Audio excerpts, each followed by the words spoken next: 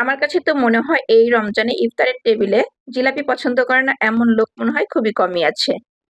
আজ আপনাদের সাথে একদম অথেন্টিক জিলাপি রেসিপি শেয়ার করব রসে টইটুম্পুর। অবশ্যই বাসায় এভাবে একবার ট্রাই করে দেখবেন, ইনশাল্লাহ পরিবারের সবাই অনেক বেশি পছন্দ করবে।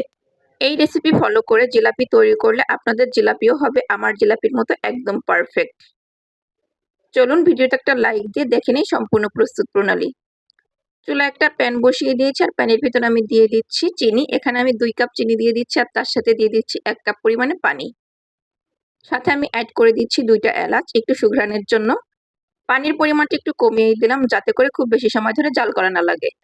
আর দেখতেই পাচ্ছেন আমি কি ধরনের একটা পাতিল ব্যবহার করেছি এখানে, একটু ছোট এবং গভীর টাইপের হবে।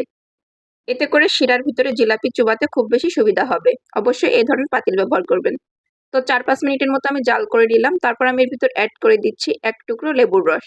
লেবুর রসটা দিলে এই শিরাটা ঘন হবে না, একটু পাতলা টাইপের থাকবে, জমে যাওয়ার কোনো সম্ভাবনা থাকবে না। তো আমি আর 2-1 মিনিটের মতো জাল করে নিয়েছি। এখন হচ্ছে শিরাটা হয়ে গেছে, আমি একটা সাইডে এটাকে রেখে দিচ্ছি। নিয়ে নিয়েছি একটা মিক্সিং বোল, এর ভিতর আমি অ্যাড করে দিচ্ছি ময়দা। এখানে 1 কাপ পরিমাণে ময়দা নিয়েছি। দিয়ে দিচ্ছি বেকিং সোডা 1/2 চা চামচ, আপনারা চাইলে বেকিং পাউডার ব্যবহার করতে পারেন। আর 1/3 টিস্পুন দিয়েছি লবণ। এখন দিয়ে দিচ্ছি টক দই, এখানে 3 টেবিল চামচের মতো টক দই আছে। সামান্য একটু দিয়ে দিলাম জর্দার রং, খুব সুন্দর একটা কালার আসার জন্য, এটা অপশনাল, চাইলে স্কিপ করতে পারেন। এখন অল্প অল্প করে পানি দিয়ে খুব সুন্দর একটা ব্যাটার তৈরি করে নিতে হবে। পানিটা একবারে দিতে যাবেন না, অল্প অল্প করে দিবেন যাতে ব্যাটারটা একদম পারফেক্ট হয়।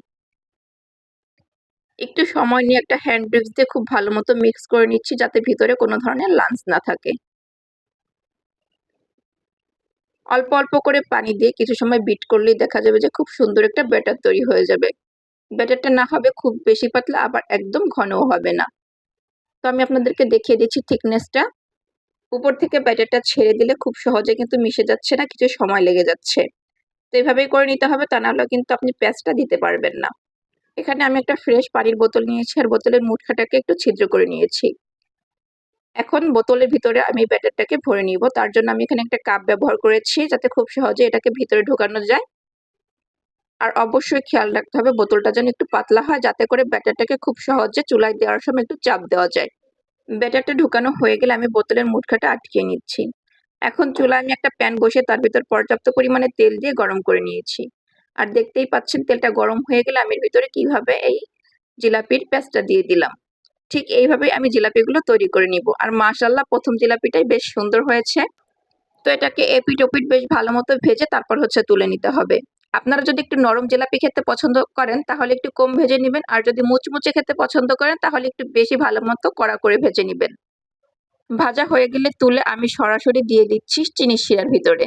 চিনির শিরার ভিতর চুবিয়ে তারপরে হচ্ছে উঠিয়ে নিতে হবে, এতে করে কিন্তু ভিতরে খুব ভালোভাবে শিরাটা চলে যাবে। তো আমি আরো একটা তৈরি করে আপনাদেরকে দেখিয়ে দিচ্ছি। মাশাআল্লাহ দেখুন পরেরটাও কিন্তু খুব ভালো মতো ফুলে গিয়েছে আর শেপটা অনেক বেশি সুন্দর হয়েছে। তো এটাকে আমি পর্যাপ্ত পরিমাণে ভেজে তারপরে উঠিয়ে আমি চিনির শিরার ভিতর চুবিয়ে নিব। একইভাবে আমি সবগুলো জিলাপি তৈরি করে নিচ্ছি। মাশাআল্লাহ আর আজকে জিলাপিগুলো কিন্তু খুব বেশি সুন্দর হয়েছিল। আর আমি কিন্তু আজকে জীবনে প্রথমই জিলাপি তৈরি করেছি আর এটা অনেক বেশি পারফেক্ট ছিল। আপনারা অবশ্যই এই রেসিপিতে একবার ট্রাই করবেন, ইনশাআল্লাহ আপনাদের জিলাপিও হবে একদম পারফেক্ট। আশা করছি আজকের এই সহজ এবং পারফেক্ট জিলাপি রেসিপিটি আপনাদের কাছে ভালো লেগেছে। ভালো লাগলে লাইক, কমেন্ট, শেয়ার করে পাশে থাকবেন। সবার জন্য অনেক অনেক শুভকামনা। সবাই দোয়া করবেন। ইনশাআল্লাহ আপনাদের সবার জন্য অনেক বেশি দোয়া রইল। আসসালামু আলাইকুম।